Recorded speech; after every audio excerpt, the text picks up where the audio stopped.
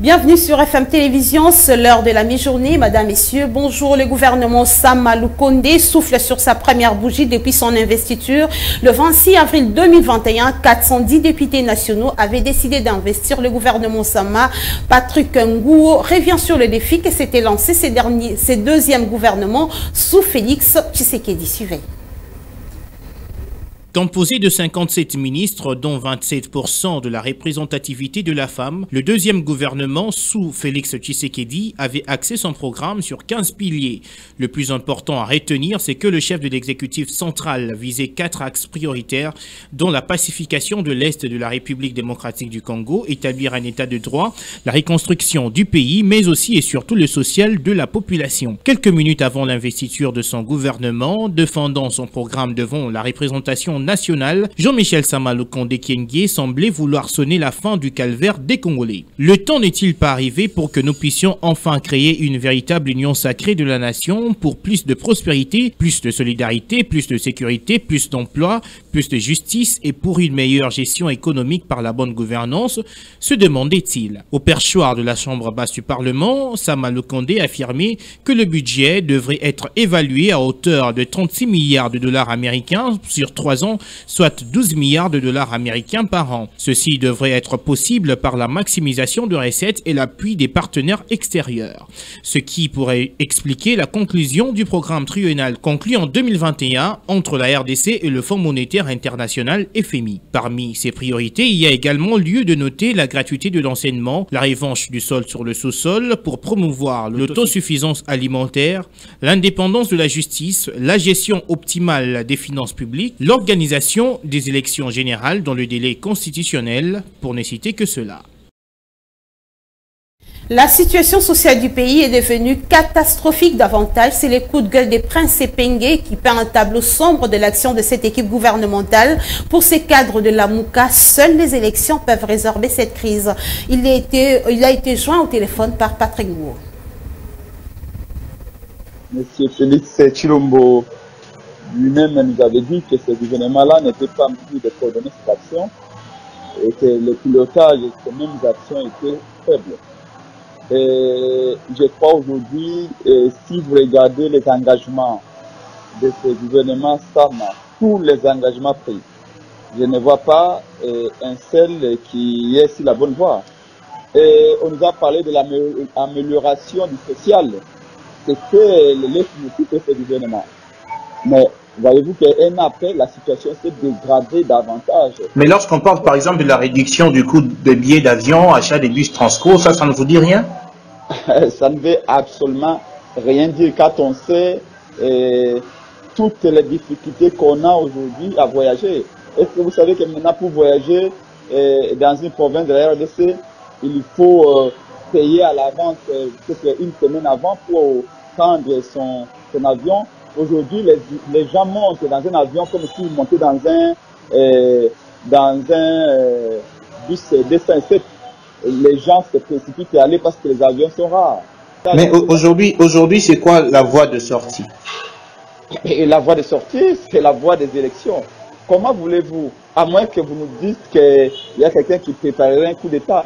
Sinon, pour la Mouka, pour mon parti des Congo, pour SID, pour le président Martin Fayulu, les élections, c'est les moyens par excellence de mettre un terme à cette confusion. Le problème, c'est la vision. Le gouvernement fournit des efforts, mais qui ne sont pas proportionnels à nos besoins. C'est du moins le point de vue convergent des Kinois qui ont été approchés par la rédaction de FM Télévision. Ces derniers souhaitent que les énergies soient déployées davantage pour l'amélioration du social. Ils sont au micro de Monica Makaba et Plamedi Tondo. Naïnane Oyo, déjà gouvernement en place, donc rien ne marche. Donc rien ne marche, biloko ezomata au jour. Si balobi que lelo peut-être baloba que Ukraine que c'est ça la boye, biloko monana te, c'est mou les mata, biloko ezomata de plus en plus chaque jour OK wende. OK na wende na mbongo mususu au tableau mususu mbongo ezekokate. Ce que gouvernement est-ce que akitaka sur le terrain te pour atala makambo ezesalama.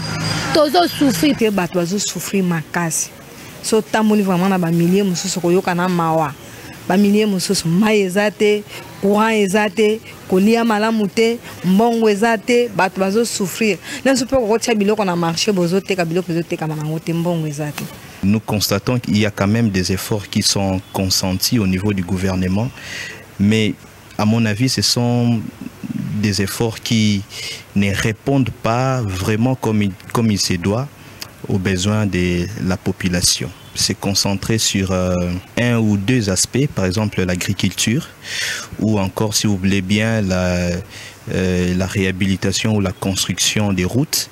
Je crois qu'avec ces deux aspects, ça peut quand même répondre aux différents besoins de la population. Toutefois, le gouvernement multiplie des stratégies pour faire face à la crise alimentaire qui menace la République démocratique du Congo. Le Conseil des ministres dernier s'est décidé d'adopter les décrets créant l'Office national des céréales, ONACER, après sa présentation par le ministre de l'Agriculture. Les précisions, c'est avec Esther Siamouni. Selon le compte rendu de cette rencontre gouvernementale, ces projets se justifient par le fait que, malgré sa superficie de 2 345 000 km² et de 80 millions d'hectares de terres arables, dont 80% ne sont pas à ce jour exploités, la majorité des Congolais vivent sous un manque de denrées alimentaires en général et de céréales en particulier. Il s'y est dénoté qu'après débat et délibération, le gouvernement congolais a adopté ces projets dont les missions assignées à l'organisation et fonctionnement de l'Office national des céréales, l'ONACER, sont la production, la promotion, la commercialisation des cultures céréalières et l'encadrement des exploitants agricoles œuvrant dans ces secteurs. Rappelons qu'en raison de la guerre en Ukraine, les produits de première nécessité dont le céréal sont comme des diamants. Il faut creuser tout bas pour en trouver. Alors que le monde entier est frappé par la pénurie du céréal et de l'huile, la République démocratique du Congo affiche plusieurs potentiels pour la résilience et l'autosuffisance alimentaire. L'ASBEL Agriculture Association Développement l'a largement fait savoir au cours d'une conférence de presse le samedi dernier dans son quartier général à Limité. Reportage Monica Makaba, Absalon Koubelana. La solution est à la porte de la RDC pour lutter contre cette pénurie mondiale d'huile qui a ravagé le monde entier. Agad l'a fait comprendre largement au cours de cette conférence. Il y a des politiciens disent au président, s'il prend 145 territoires, chaque territoire va lui donner seulement 14 000 hectares. À ce moment-là, j'ai même 15 000 hectares. Ils mettent les tournesols et vous allez voir ce que nous allons devenir. Alors, le projet, c'était comment? J'avais écrit, tout le monde doit voir ça. Ça, ce sont des munitions, la dernière cartouche. Selon le coordonnateur de la GAD, Guéry Manintou Mantoto, l'agriculture ne peut pas seulement favoriser l'autosuffisance alimentaire, mais surtout faire gagner de l'argent en termes de millions. Il fait les tournesols. Dans 3 mois, il aura 90 milliards. Dans 3 ans, il aura 270 milliards de quoi payer toutes ces personnes, les militaires et les enseignants. Dans le contexte de pénurie du céréal, la RDC peut se maintenir la tête haute avec la création des gâteaux et gaufres à base de farine de manioc. Je suis dans la transformation de manioc. J'ai mis ça maintenant dans la pâtisserie. Je peux vous faire des cakes, des gaufres, des petits pains, tout dans le manioc. Même des boulettes de manioc. Parmi les points forts de cette manifestation, l'on note la remise de brevets au coordonnateur de la GAD par le recteur de l'université canadienne au titre du premier module sur le droit sur le développement individuel sur la pêche, la forêt et l'agriculture. À l'heure actuelle, tous les pays du monde ont réfléchi sur la résilience locale par rapport au choc économique mondial dû à la guerre en Ukraine. Voilà une occasion en or pour que la revanche du sol sur le sous-sol, tant proclamée en RDC, puisse se matérialiser. On va parler santé à présent, innover pour réduire la charge du paludisme et sauver des vies. C'est autour de ce thème qu'est célébrée hier lundi la journée mondiale de lutte contre le paludisme. En République démocratique du Congo, les ménages sont appelés à adopter de nouveaux comportements pour juguler cette endémie. C'est l'essentiel du message du ministre de la Santé, Jean-Jacques Mbungani. On l'écoute. C'est donc un défi qui est lancé à l'endroit des scientifiques congolais engagés dans la lutte contre le paludisme. Si nous tenons d'une part à l'atteinte de l'objectif fixé à l'horizon 2030, c'est-à-dire l'enregistrement de moins de cas de paludisme avant d'envisager l'élimination et d'autre part matérialiser la couverture de santé universelle prônée par le chef de l'État, son Excellence Félix-Antoine Tshisekedi Tshilombo. Ainsi, ce thème ne nous écarte pas totalement de celui sous lequel la célébration de cette journée a eu lieu les 2 dernières années, à savoir zéro paludisme commence avec moi, et coulé en un engagement pays. Moi, je m'engage pour 0 cas de malaria dans mon ménage. Il s'agissait bien d'une interpellation nous concernant tous, du chef de l'État au tout dernier citoyen congolais, habitant la ville ou la campagne, ou toute personne ayant choisi la RDC comme seconde patrie.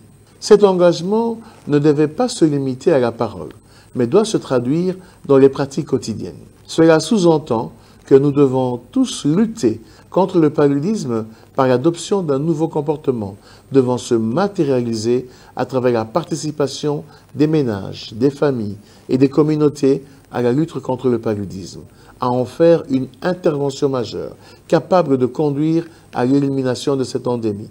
Donc, vivre un jour dans un Congo exempté de paludisme.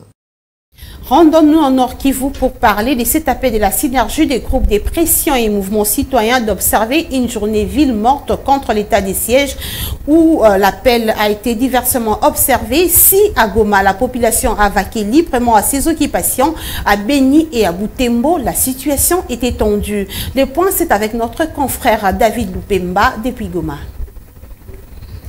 Les activités socio-économiques tournent à la normale.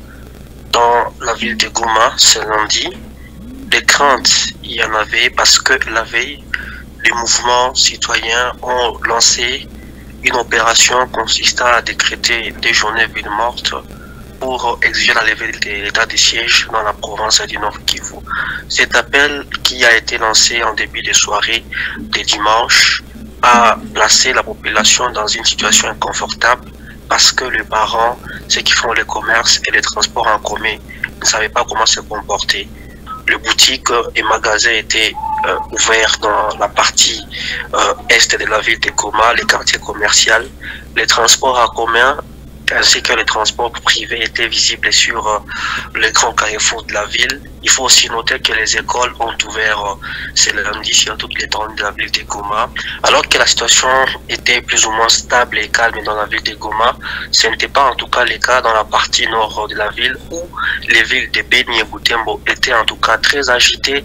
Déjà dans la matinée, des jeunes en colère ont placé des barricades sur la chaussée pour protester contre l'état de siège qui selon eux est inefficace du point de vue rendement. Dans la matinée, en tout cas, les services de sécurité, particulièrement la police a été déployée dans les grands carrefours de ces 2 villes pour étouffer toute tentative de manifestation. En tout cas, jusqu'à midi de ce lundi, les altercations ont été signalées dans cette partie de la ville. L'on note quelques blessés légers, une dizaine d'arrestations également. Et voilà, c'est tout pour cette édition de la mi-journée. Retrouvez Rito Dinanzei les soirs pour la grande édition sur FM Télévision. Entre-temps, portez-vous bien en compagnie de FM Télévision. Bonjour.